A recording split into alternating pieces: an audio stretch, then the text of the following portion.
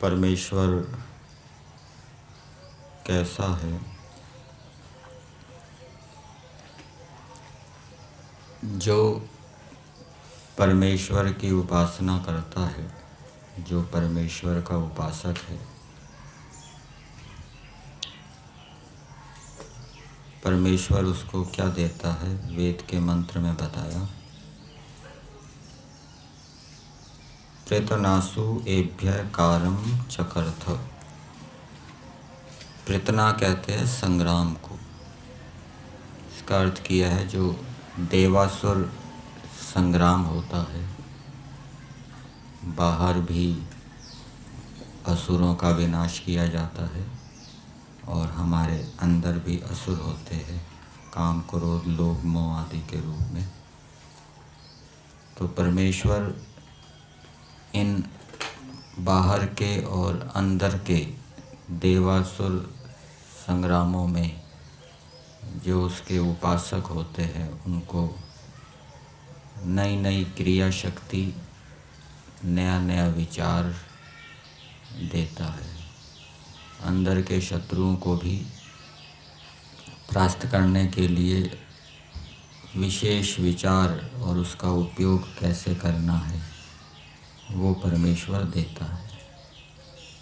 इसके विपरीत जो परमेश्वर के उपासक नहीं हैं उनको ऐसी क्रिया शक्ति, बाहर किस प्रकार से क्रियाएं करनी है शत्रुओं को जीतने के लिए, और अंदर आंतरिक क्रिया, आंतरिक विचार चिंतन कैसे करना है, वो ईश्वर की उपासना से रहित मनुष्यों को प्राप्त नहीं होते। 3 प्रकार के दुख संसार के अंदर सुने जाते हैं। सांख्य दर्शन के अंदर बताया, आध्यात्मिक दुख, आदि दैविक दुख और आदि भौतिक दुख। तो जो परमात्मा के नेतृत्व में चलते हैं, परमात्मा को अपना नेता बनाते हैं और नेता के रूप में परमात्मा का अनुसरण करते हैं, परमेश्वर उनको त्रिशोकः बना देता है, अर्थात वो तीनों शोकों से पार हो जाते हैं। और उनको क्या उपलब्धि होती है?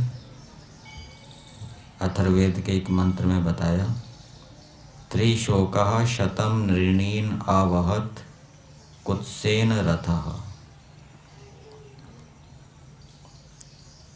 जिसने परमेश्वर को अपना नेता बनाया है, जो परमेश्वर के नेतृत्व में चला है, क्रियाकलाप जिसने किए हैं, वो सैकड़ों मनुष्यों को, शतम नृणीन्, सैकड़ों मनुष्यों को आवहत, ढोता है, सन्मार्ग पे लाता है। उदाहरण दिया है किसके समान? जैसे विद्युत से चलने वाला रथ होता है, गाड़ी होती है, वो सैकड़ों हजारों मनुष्यों को ढोकर जाती है। इसी प्रकार से ईश्वर के नेतृत्व में चलने वाले को ईश्वर से वो सामर्थ्य प्राप्त होता है कि वो सैकड़ों मनुष्यों को सन्मार्ग पे ले आता है। और फिर मंत्र में बताया एक, इंद्रः पुरी दिनेषु यस्य इत होता।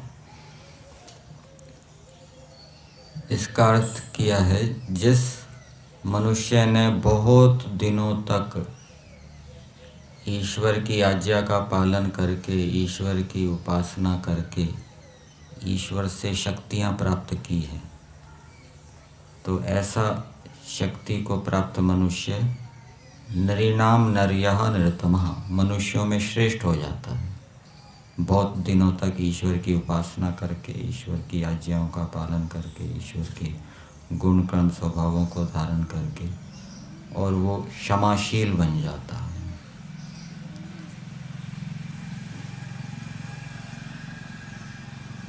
तो हम भी देवासुर संग्रामों में ईश्वर से नई नई शक्तियों को प्राप्त करें,